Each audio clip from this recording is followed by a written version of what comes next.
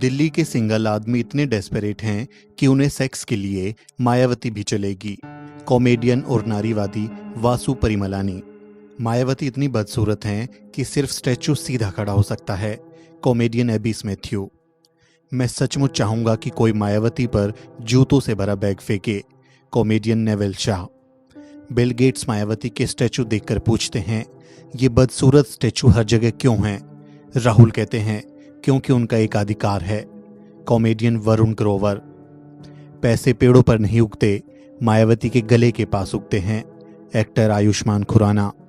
मायावती मुलायम सिंह से कहती हैं, बेस्ट आदमी जीत गया। नारीवादी शैली चोपड़ा। मायावती लोकसभा में परिवार नियोजन और जनसंख्या नियंत्रण पर बोल रही थी। लालू गुस्सा होकर बोले, बेब, तुम जो खेल नहीं खेल सकती उसके नियम मत बनाओ। फेमिनिज्म इन इंडिया की करता धरता जपलीन पसरीचा। मायावती रोज दूध के स्विमिंग पूल में नहाती हैं और अगर वो पाद मार दें तो उस पनीर को दलितों में बांट देते हैं। डॉक्टर मुंजालवी कपाड़िया। ये सब सुनकर, ये सब पढ़कर आपको कैसा लगा? मेरा मतलब है कि आपको बुरा लगा या फिर हंसी आई? मायावती पर इस तरह के कमेंट, अश्लील चुटकुले और फूहड़ कॉमेडी को आप कैसे देखते हैं?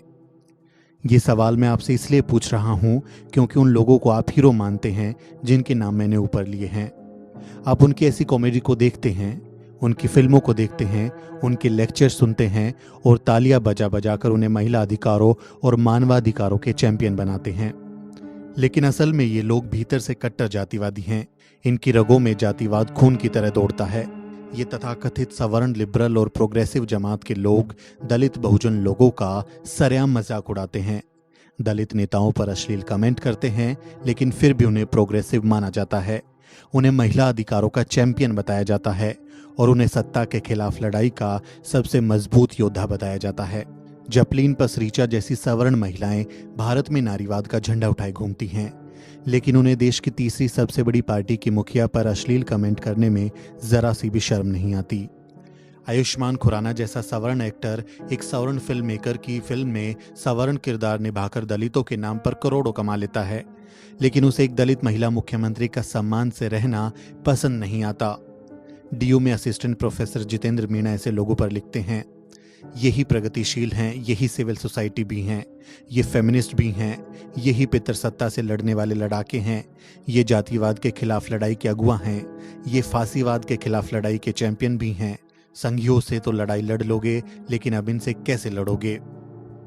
वो हमें गालियां देकर भी महान एक्टिविस्ट हैं। ज्यादा हुआ तो सॉरी बोलकर और भी महान बन जाते हैं, लेकिन फिर भी जातिवादी हम हैं। जातिवाद हम बढ़ा रहे हैं।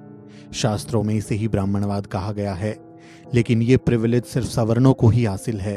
उनके पास ऐसी सुविधाओं का एक मैजिकल बैग है। इस मैजिकल बैग में बहुत सारी चीजें हैं जिन्हें वो अपनी सुविधाओं के हिसाब से इस्तेमाल करते हैं। कभी नारीवादी बन जाते हैं, कभी पर्यावरणविद बन जाते हैं, तो कभी सत्ता से टकराने वाले बन जाते हैं और कभी ब्राह्मणवाद के खिलाफ चेहरा बन जाते हैं। ये उनकी जाति ही है कि उनकी सपोर्ट में तमाम सवर्ण, प्रोग्रेसिव, लिबरल और एक्टिविस्ट लोग उतर आते हैं। वो बस इतना कह दें कि गलती हो गई, सालों पहले मुझे इसकी समझ नहीं थी, बस इतना काफ़ी है। ये लोग उन्हें फिर से चैंपियन की तरह पेश करेंगे, यानी वो कल भी चैंपियन थे और वो आज भी चैंपियन बने रहेंगे। मेरा भी मन है कि कुछ सवर्णों को एकदम जाति सूचक गालियां दे दूं। मैं आज गाली दे लेता हूं और कल माफ़ी मांग लूंगा, ट्वीट भी डिलीट कर लूंगा, लेकिन क्या मुझे भी सवर्णों जैसा प्रिविलेज मिलेगा? क्या मुझे भी अपनी नादानी पर क्लीन चिट मिल जाएगी? क्या मैं फिर भी प्रगतिशील माना जाऊंगा? नहीं, क्योंकि ये विशेषाधिकार सिर्फ सवर्णों को है। उनके पास तो ये भी बहाना है कि हमारी परवरिश ऐसी हुई है। वो जब घिर जाते हैं तो कहने लगते हैं, हमारे घर वालों ने ऐसा ही सिखाया है, हमारी क्या गलती है इसमें? ऐसे लोगों से मैं पूछता हूँ कि जब तुम्हारे घर वाले तुम्हें गोबर खिला रहे थे और जब तुम्हें पता चल गया कि ये गोबर है, तो फिर भी तुम गोबर क्यों खाते रहे? क्यों तुम्हें गोबर स्वादिष्ट लग रहा है और अब तुम्हारे दिमाग में जाति के गोबर के सिवा कुछ नहीं है? कॉमेडी के नाम पर मायावती, मुलायम सिंह यादव, लालू प्रसाद यादव आरक्षण, जाति और दलितों के खान पान पर फूहड़ कमेंट किए बिना क्या इन लोगों की कॉमेडी पूरी होती है?